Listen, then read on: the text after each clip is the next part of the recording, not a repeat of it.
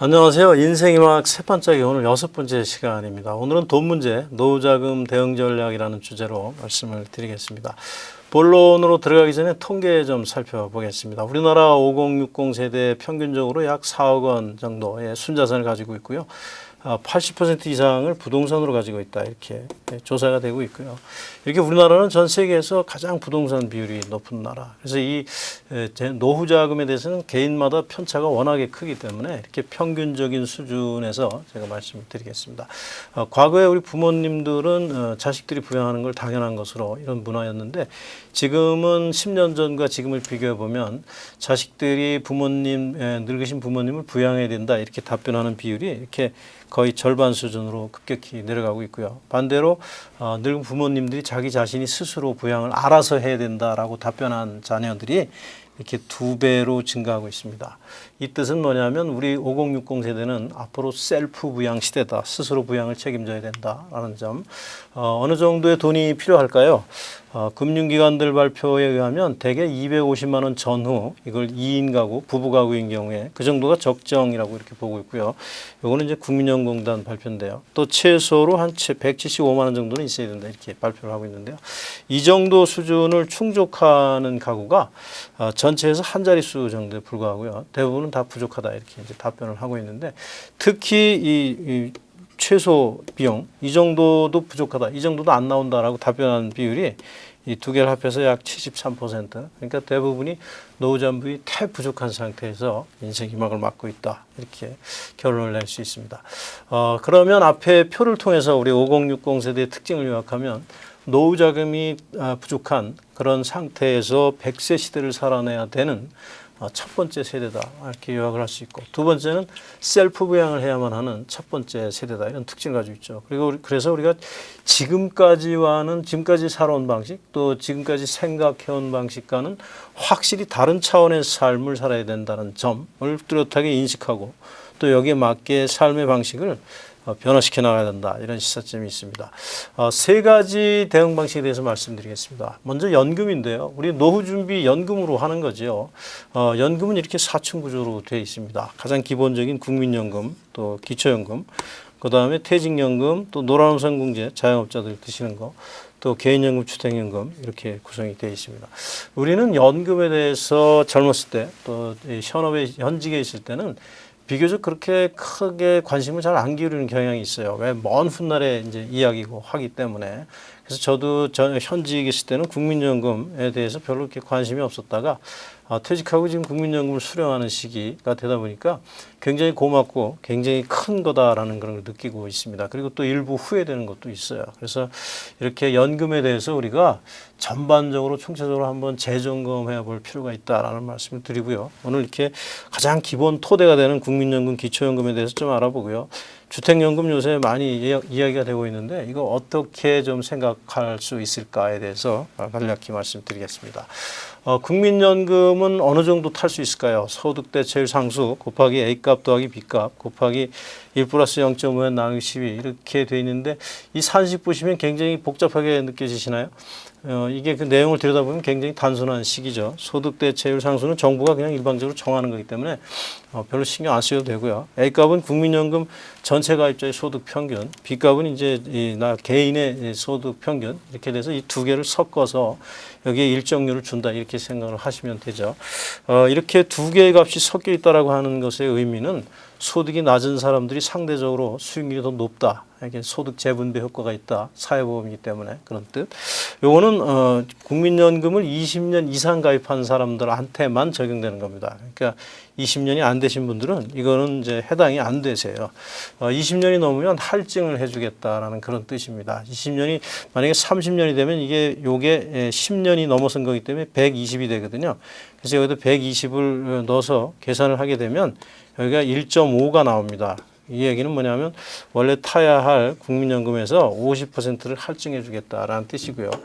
그래서 가입기간이 20년이 경과된 시점부터 매년 5%씩 국민연금은 체증돼서 지급된다라는 점. 그래서 한 15년 됐다 그러면 5년 정도 더 납부를 더 하시는 게 유리하죠. 20년 기준으로 해서 20년이 넘으면 조금이라도 더 N값을 늘리는 것, 그것이 더 중요한 전략이다라고 말씀드리고요. 어떤 분은 저기 노령연금을 이 국민연금을 좀 일찍 타는 게 좀 낫지 않느냐. 또 국민연금이 고갈될 수도 있으니까 이렇게 이야기하시는 분들 제가 몇 분 만났는데 국민연금은 전 세계에서 약 170개 이상 국가에서 운영을 하는데 디포트를 한 사례가 없죠. 국가가 보장하는 거기 때문에 그건 좀 과도한 우려다 이렇게 말씀을 드립니다. 그래서 이렇게 빨리 땡겨서 타는 경우에 1년에 6%씩 감액이 됩니다. 그래서 5년을 땡겨 타시면 30%가 감액된 상태로 죽을 때까지 받게 되는 그런 거. 그 다음에 반대로 늦추어서 타시게 되면 1년에 7.2%씩 증가가 됩니다. 그래서 총 5년간 늦추면 36%가 이렇게 증액이 되는 거죠. 우리가 소득이 있는 경우에 국민연금을 굳이 타지 않아도 커버가 될 수 있는 경우에는 이런 경우에 또 국민연금을 타면 소득이 있을 때 어떤 일정한 조건 하에서는 조금씩 감액이 될 수가 있습니다. 그렇기 때문에 소득이 충분한 경우에는 이렇게 연기연금 제도를 활용해서 국민연금 수급률을 좀 늘리는 것, 이것도 중요한 전략이고요. 국민연금의 또 장점 중에 소득재 분배 아까 말씀드렸고요. 장수위험과 사망위험을 동시에 커버해 준다. 아주 100살까지 살아도 죽을 때까지 나오고 또 배우자한테 이제 상속이 되는 문제. 그다음에 인플레이션율을 반영해서 실질 소득을 보장한다는 것. 이런 금융상품은 없습니다. 이 국민연금이 거의 유일한. 그래서 굉장히 좋은 상품이고 이 N값을 높이는 거 이것이 유용한 전략이다라고 말씀드리고 그다음에 기초연금에 대해서 좀 간략히 알아보겠습니다. 기초연금은 만 65세 이상 어르신들 중에서 소득 인정액이 선정 기준액에 못 미치시는 분들 그래서 한 달에 25만 원에서 30만 원 정도 이렇게 지급하는 거죠. 그래서 여기 선정 기준액이라는 건 매년 1월 1일 발표하는데 1인 가구는 148만 원, 부부 2인 가구인 경우에는 236만 8천 원, 금년도에 그렇습니다. 요거는 소득 분위가 40에서 70%에 해당되는 분들 이야기이고요. 40% 이하인 경우에는 이거보다 훨씬 더 이렇게 다운이 되죠. 그러니까 중위 그룹 정도를 제가 대표해서 말씀드리는 거고요. 소득 인정액은 이렇게 소득과 재산 평가액을 합산한 금액이다. 그리고 소득 평가액은 근로소득에서 96만 원을 공제하고요. 만약에 200만 원짜리 월급 회사 생활을 하고 있다 그러면 96만 원 빼면 104만 원 거기다 0.7 곱합니다. 30%를 이제 추가 공제하는 거죠. 이렇게 되면 약 한 72만 원 정도 그 정도만 지금 소득으로 인정을 하는 거. 기타 소득, 연금 보험 같은 것들은 100% 여기 소득 평가액에 들어가고요. 재산 평가액 이게 부동산이 일반 재산에 들어가는데요. 아파트는 시가로 계산되는 게 아니고요. 지방세법상의 평가액으로 되는 건데 시가에 보통 한 50% 이렇게 반영이 됩니다. 그래서 시가 7억짜리라 하더라도 한 3억 5천에서 시작을 해서 기본 공제를 또 해줘요. 서울시 같은 경우는 1억 3,500, 지방마다 좀 다르고요. 이렇게 빼주니까 한 2억 2천 정도에다가 4% 곱한 다음에 12로 나누는 거. 금융재산은 2천만 원을 공제하고 같은 방식으로 이렇게 계산을 하게 되죠. 그렇기 때문에 이 국민연금, 그렇기 때문에 이 겉으로 봤을 때 소득이나 재산이 많다라고 느껴도 이렇게 공제되는 것, 또 이렇게 부동산을 평가하는 방식들이 있기 때문에 너무 예단을 하지 말고 일단 신청을 해보는 것이 중요하다. 이 기초연금은 전부 신청주의입니다. 신청하지 않으면 주지 않습니다. 또 늦게 신청한다고 해서 소급해 주지 않습니다. 그래서 매년 한번 신청해 볼 필요가 있다. 한 중위, 중상위 정도 되신다. 이렇게 생각하신 분들은 매년 한번 신청해 보실 필요가 있죠. 소득이나 재산이 아주 상위급이다라고 생각하시는 분은 신청할 필요가 없는 거고요. 또 금년도에 해당이 안 됐다 하더라도 이 선정 기준액이라는 게 매년 한 20만 원씩 증가가 되거든요. 그렇기 때문에 매년 초에 다시 한번 신청을 해볼 필요가 있다 이렇게 말씀드리죠. 이 기초연금과 국민연금은 어떤 상관관계를 가질까? 국민연금은 여기 기타 소득에 해당이 됩니다. 그렇기 때문에 기타 소득이 증가하면 소득 평가액이 늘어나죠. 그렇기 때문에 기초연금에 영향을 미칠 수 있습니다. 특히 그 부분에 해당되시는 분들, 그 부분에 해당되시는 분들은 소득이 여기 소득 인정액 요 부분에 해당되시는 분들은 영향을 굉장히 많이 미치기 때문에 여기서 전략적인 선택이 필요하다. 전체 수급자의 한 25% 정도가 여기 해당되지 않을까 이렇게 추정이 되고 있습니다. 실제로 A씨부부 서울에 사는 사람 시가 7억짜리 아파트 예금 1억 부채는 없고요. 월급 200만 원에 연금 50만 원 탄다. 이 정도면 굉장히 양호하게 보여서 기초연금 못할 것 같은데 위 산식의 계산을 보면 대상이 됩니다. 그렇기 때문에 예단하지 말고 신청하는 것이 중요하다. 그리고 여기 국민연금을 이제 이렇게 소득평가에 영향을 미치기 때문에 이것도 이렇게 근로소득처럼 어떤 공제를 해줘야 되지 않느냐 이런 문제들이 지금 제기되고 있는데요. 21대 국회에서 이게 어떻게 논의가 될지 한번 지켜볼 문제인 것 같습니다. 국민연금 N값을 늘리는 게 중요하다 말씀드렸는데요. 이 8가지 방식이 있는데 몇 가지만 설명을 드리면 임의가입, 소득이 없는 전업주부 또 학생들 이런 사람도 가입할 수 있죠. 가입하는 것이 훨씬 유리하고요. 당연히 해야 되고 또 특히 학생들, 자녀, 대학생이라든가 군인 이런 사람들 가입을 해놓으면 18세에서 28세까지 나중에 취직할 때까지 가입을 해놓으면 동기들에 비해서 입사 동기들에 비해서 퇴직할 때 약 50% 정도 더 타잖아요. 아까 N값에서 계산해 보시잖아요, 우리.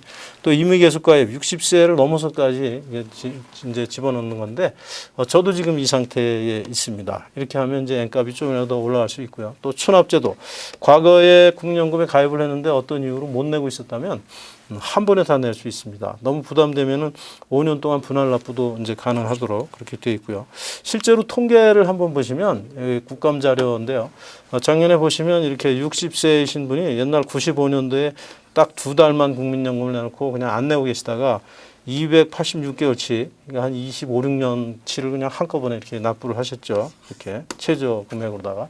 이렇게 하는 경우에 한 5, 6년 정도만 지나면 원금이 커버가 이제 되고 그다음에 이제 죽을 때까지 탈 수 있으니까 훨씬 유리하고요. 너무 이렇게 편파적으로 유리하다 그래서 이제 개선이 논의되니까 추납제도 대상이 되시는 분들은 빨리 이제 신청을 해보는 것도 좋은 전략이라고 생각이 됩니다. 두 번째 전략으로 상속에 대한 고정관념을 바꾸자. 앞서 말씀드렸지만 부양에 대한 인식이 다 바뀌고 있고요. 가지고 있는 건 고정자산 뺏기 없는 그런 상태에서도 우리 나이 든 사람들은 여전히 관념을 바꾸지 못하고 이렇게 60대는 70%, 70대는 80%, 80대는 90%가 역시 상속을 해주겠다 이렇게 이제 답변을 하고 있어요. 그렇다면 지금 돈도 부족하고 가진 것도 없고 하는데 무슨 돈을 과연 인생 100세 시대를 살아내야 될 것인지 그렇기 때문에 늘 불안에 쪼들리게 될 수밖에 없는 거잖아요. 우리는 가지고 있는 재산 젊었을 때 번 거는 그냥 그대로 움켜쥐고 있으면서 새롭게 돈 버는 거 가지고 그건 다 움켜쥐고 물려주고 그다음에 새롭게 돈 버는 것만 가지고 인생의 막을 해결하려고 하니까 매일 불안하고 두렵고 힘들 수밖에 없는 그런 상태. 100세가 돼서 70살 아들에게 재산을 물려준다면 노노상속이 되는데 그게 무슨 의미가 있겠습니까? 이게 거의 수건 돌리기에 다름하지 않겠습니까? 그래서 이렇게 주택연금을 활용해서 이 노후 자금으로 쓰는 사람들이 요새 이렇게 제이콥으로 이렇게 이제 급증을 하고 있는데 아직도 뭐 7만 8천 가구 정도에 불과할 정도로 지금 낮은 수준에 아직 있습니다. 주택연금은 금년도에 좀 많이 완화가 됐죠. 자격 요건이 예상 55세로 떨어졌고요. 또 공시가로 이렇게 바뀌었고 예상 금액을 보시면 한 3억 5천만 원짜리 집이면 65세에 가입을 하면 월 100만 원 정도. 그래서 이거랑 국민연금 이렇게 가입하고 또 이렇게 국민연금 가입하고 이렇게 또 기초연금까지 활용하면 어느 정도 최저 생활비 앞에서 말씀드린 거 이런 것들은 커버할 수 있지 않을까 생각을 합니다. 끝으로 내면의 힘을 기르자는 말씀을 드리겠습니다. 이 그림은 HSBC에서 조사한 건데요. 세계 다른 나라들에 비해서 주요국에 비해서 우리나라는 특별히 이 돈에 대한 두려움, 불안감 이런 것들을 가지고 있어요. 두려움, 외로움 이런 거는 거의 2배로 크고요. 이 진한 부분이 우리나라고 나머지 연한 부분이 이제 다른 세계 국가인데 이렇게 좋은 것들, 소망, 만족, 자유기회 이런 것들은 거의 반토막이고요. 이렇게 두렵고 이런 부정적인 정서들은 이렇게 또 정서적 불안감 이런 것들은 2배로 되어 있습니다. 여러 가지 이유들이 있겠지만 너무 욕심이 많은 것도 하나의 저거인 것 같아요. 그래서 우리가 좀 욕심을 내려놓고 있는 것들을 최대한 활용해서 이렇게 두려움 없이 서두름 없이 인생 후반전을 살아내가는 것이 지혜다라는 말씀을 드리겠습니다. 오늘 경청해 주셔서 감사합니다. 다음 시간에는 평정심의 근육 키우기라는 주제로 말씀드리겠습니다. 좋아요, 구독 버튼 한번 좀 부탁드리고요. 부족한 부분, 참고하실 부분은 여기 카페에 들어오시면 참고하실 수 있고요. 제가 정성을 다해서 쓴 책인데 두려움 없이 서두름 없이 인생 후반전 보시면 도움이 많이 되실 거라고 생각이 됩니다. 감사합니다.